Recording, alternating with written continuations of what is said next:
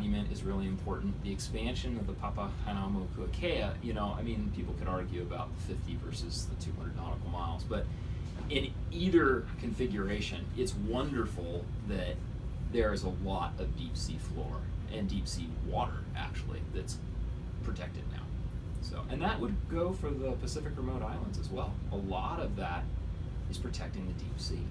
We sink cameras to the sea floor, and we put a dead fish in front of them, bait, so that we can observe the kind of animals that live there, because I'm interested in big fishes. So you're looking at 4,500 meters on the seafloor in that Clarion-Clipperton zone. This is a fat-headed cusk eel. These are all the black stuff that I'm moving my cursor over. Nodules? Those are the nodules. These are rat tails, like that thing up there. These are pretty common. That's one of those eel pouts underneath. And there's another eel pout there that was eating a piece of fish.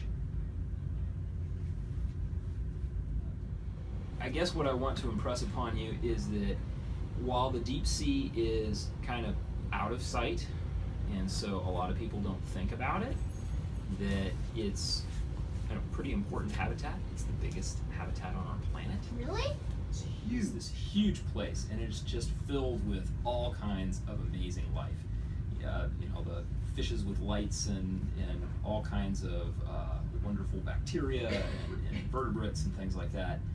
And it's incredibly diverse.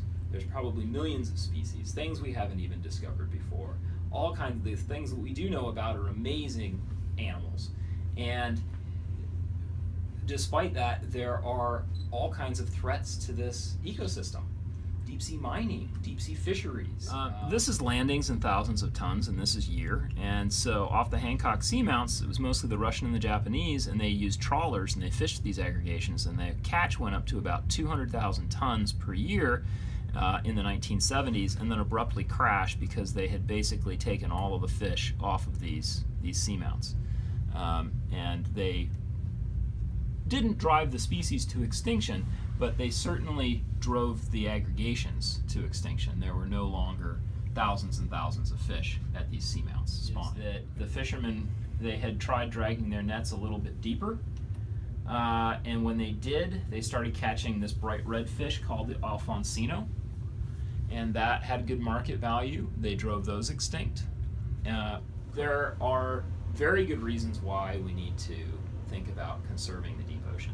And one great part of having these monuments that are out in these remote islands is they also, in addition to the islands that they're built around, they conserve deep sea habitats.